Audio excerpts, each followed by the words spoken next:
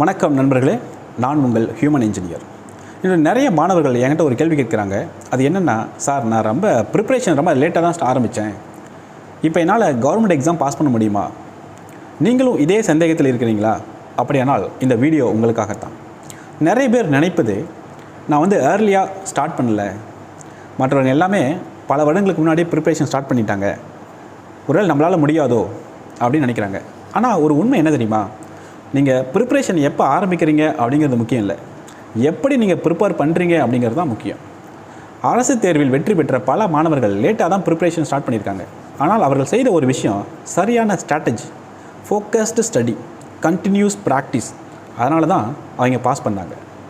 நீங்கள் லேட்டாக ப்ரிப்ரேஷனை ஸ்டார்ட் பண்ணால் கூட ஒரு 3 முக்கியமான விஷயத்தை பார்க்கணும். எல்லா டாபிக்ஸும் படிச்சுட்டு இருக்கக்கூடாது. Important topics, frequently asked questions, previous year question paper, இவற்றில் தான் நீங்கள் ஃபோக்கஸ் பண்ணணும். நீங்கள் லேட்டாக ஸ்டார்ட் பண்ணால் உங்களுடைய டைம் ரொம்ப வேல்யூபிளான ஒன்று. அதனால் டெய்லி ஸ்டடி ஹவர்ஸ் இன்க்ரீஸ் பண்ணணும். இந்த டிஸ்ட்ராக்ஷன்ஸை அவாய்ட் பண்ணணும். கன்சிஸ்டன்ட் ஸ்டடி மெயின்டைன் பண்ணணும். மிக முக்கியமானது என்ன அப்படின்னா, சரியான வழிகாட்டுதல் இருந்தால் நீங்கள் லேட்டாக ஸ்டார்ட் பண்ணால் கூட உங்களாலையும் கவர்மெண்ட் எக்ஸாமில் பாஸ் பண்ண முடியும்.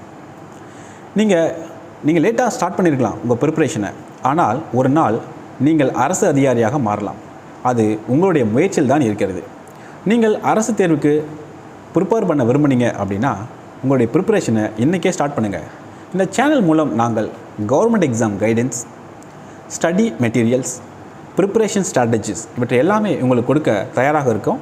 இந்த சேனலை சப்ஸ்கிரைப் பண்ணுங்கள். உங்கள் ப்ரிப்பரேஷனை இன்றே தொடங்குங்கள். நீங்கள் லேட்டாக ப்ரிப்பரேஷன் ஸ்டார்ட் பண்ணாலும் பரவாயில்லை, நீங்கள் முயற்சி செய்தால் வெற்றி கண்டிப்பாக உங்களுக்கு